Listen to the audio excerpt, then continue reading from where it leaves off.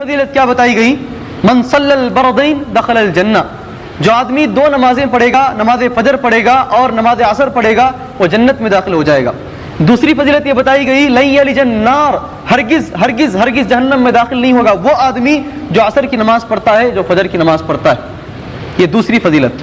تیسری فضیلت یہ بتائی گئی وہ آدمی جو نماز فجر پڑھتا ہے اور نماز عصر پڑھتا ہے، اللہ تبارک و تعالیٰ کی ذمہ داری میں آ جاتا ہے، اللہ کی کفالت میں آ جاتا ہے، اللہ تبارک و تعالیٰ اس کو اپنی کفالت میں لے لیتا ہے، اور اللہ کی کفالت جس آدمی کو نہ ملے اس سے بڑا بد نصیب اور اس سے بڑا منحوس آدمی دنیا میں نہیں۔ سمجھ رہے ہیں آپ؟ جس کو اللہ کی کفالت نہ ملے، اللہ کا ذمہ جس سے بری ہو جائے، اللہ بولے کہ میں اس کی ذمہ داری نہیں لیتا ہوں، جہاں جائے جا کر کے مرے۔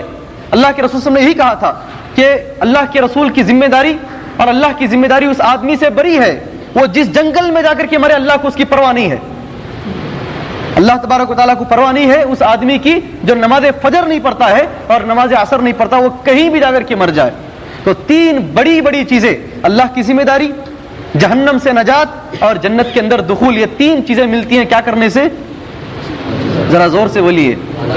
فجر نہیں پڑھنے والے بھی بول سکتے ہیں، حرج نہیں ہے، کل سے پڑھنا شروع کر دیں، بس اتنا ہی ہے، کل سے جو ہے پڑھنا شروع کر دیں۔ تین